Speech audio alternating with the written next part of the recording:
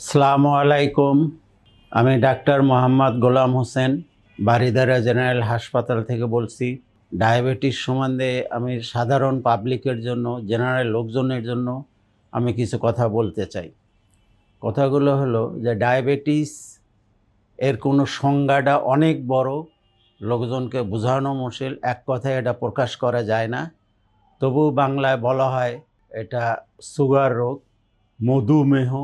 সুতরাং এটা পেশাবের সঙ্গে সুগার যায়, এই জন্য এর নাম এরকম।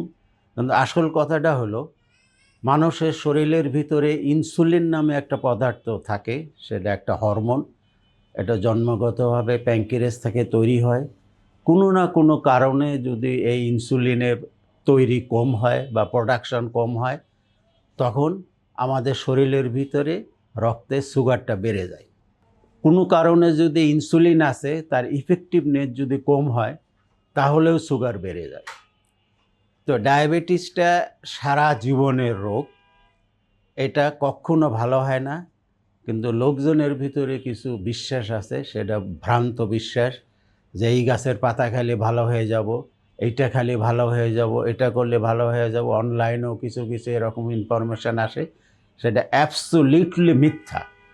এটা যে বিশ্বাস করে, এটা সায়েন্টিফিক কোনো বিশেষ নেই, উপকারিতা নেই, কিছু নেই, বরং দিন দিন দিন দিন দিন দিন ডায়াবেটিসের অবস্থা আরও হয়ে যায়। এটা সারা জীবনের রোগ। সারা জীবন আপনাকে এই ডায়াবেটিসের চিকিৎসাটাও একটু কঠিন। খাওয়া দাওয়া কন্ট্রোল করতে হবে। খাওয়ার ভিতরে চিনি, মিষ্টি, রসগোল্লা, পান্তুয়া, সেমাই টেমাই থেকে শুরু করে সমস্ত জাতীয় মিষ্টি জাতীয় খাবার একদম টোটালি পরিহার করতে হবে। চা খাইলেও চিনি ছাড়া খেতে হবে এবং মিষ্টির আশেপাশেও যাওয়া যাবে না। এটা হলো এক নম্বর কথা। দ্বিতীয় কথা হলো ভাত, রুটি, এগুলো একটু লিমিটেড কোয়ান্টিটি খেতে হবে। রুটি বলতে সকালে 2টা রুটি, রাত্রিতে 2টা রুটি, দুপুরে 1 প্লেট ভাত। এর সঙ্গে আপনার তরিতরকারি বা সবজি বলতে যা বোঝায়, সেটার কোনো লিমিটেশন নাই। আপনারা পেট ভরে সবজি খেতে পারবেন। 2-1 টুকরা মাছ মাংস রেগুলার খেতেই হবে।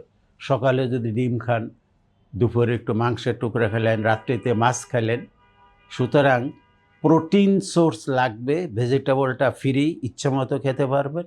কিন্তু কার্বোহাইড্রেট বলতে যা বোঝায়, সেটা আপনার জন্য খুবই রেস্ট্রিক্টেড এবং এটা সারা জীবনের অভ্যাস করতে হবে। 2 দিন খেলেন, 1 দিন ঢিলে দিলে কোনো লাভ হবে না। ঢিলে দিলে ওই কয়েক ঘন্টার ভিতরেই আপনার সুগারটা বেড়ে যাবে। আর দ্বিতীয় কথা হলো যে ডায়াবেটিস বয়স বাড়ার সঙ্গে সঙ্গে আস্তে আস্তে আস্তে আস্তে এটা অবনতি হতে থাকে। এখন ধরেন ডায়াবেটিসের চিকিৎসার ব্যাপারে কিছু ওষুধ আছে, সে ওষুধটাও ইনসুলিন যে তৈরি হয় আমাদের শরীরে, ওই ইনসুলিন তৈরি করতে সাহায্য করে। সেটা 2-4-5 বছর হয়তো ওরাল ট্যাবলেট খাইলে মোটামুটি ডায়াবেটিসটা কন্ট্রোল থাকে। আস্তে আস্তে আস্তে আস্তে সে ওরাল ট্যাবলেটের কার্যকারিতাটা কমে যায়।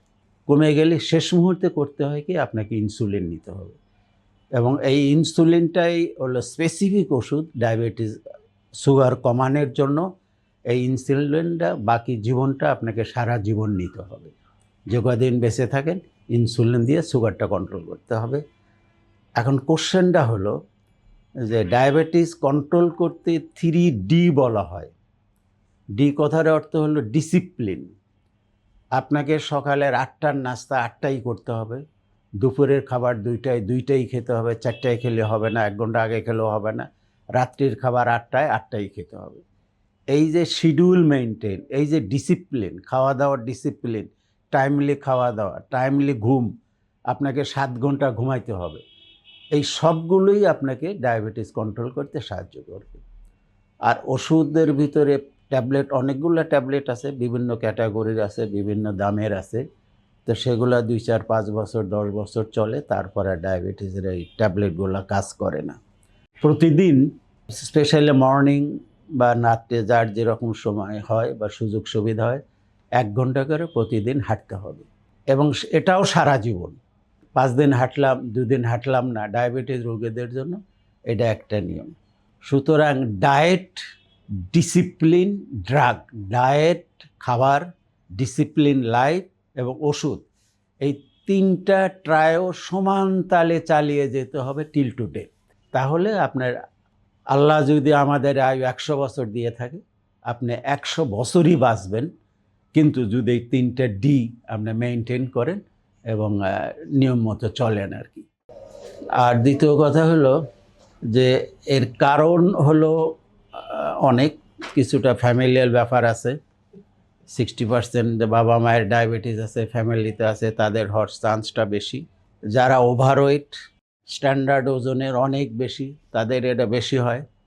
যারা একটু আলসা টাইপের, ফিজিক্যাল ওয়ার্ক করতে চায় না, তাদের ভিতরে ডায়াবেটিসটা বেশি হয়। সুতরাং physical activity is very important. এবং মেন্টাল পিচ, মানসিক শান্তি। আপনি শুয়ে শুয়ে দুশ্চিন্তা করতেছেন, ঘুম হচ্ছে না, এটা হচ্ছে না, ওটা হচ্ছে না, তাহলে আপনার সুগারটা বাড়তে থাকবে। তো life should be as simple as possible.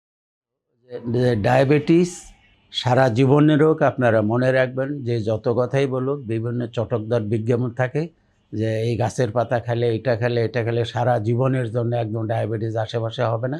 এগুলো মিথ্যা কিছু কুসংস্কার, এগুলোতে বিশ্বাস করবেন না। বিশ্বাস করলে আপনাদের সবসময় ক্ষতি হবে। আর একটা কথা বলি যে ডায়েটের ভিতরে রুটি খাওয়ার কথাটা যে বললাম, 2টা রুটি। এখন 2টা রুটি তো সাইজের উপর নির্ভর করে। একটা রুটি স্ট্যান্ডার্ড ওজন হলো 50 গ্রাম, অর্থাৎ 1 কেজি আটা দিয়ে 20টা রুটি বানাইলে একটার ওজন 50 গ্রাম। এই 50 গ্রাম ওজনের 2টা বা 3টা খেতে পারবেন, এর বেশি না। রাত্রে বা যাই হোক, খাওয়া কন্ট্রোল, ওষুধ ঠিকমতো, ঘুম, সিম্পল লাইফ, তাহলে ডায়াবেটিস রোগীর আর কোনো কমপ্লিকেশন হবে না। ধন্যবাদ। আসসালামু আলাইকুম।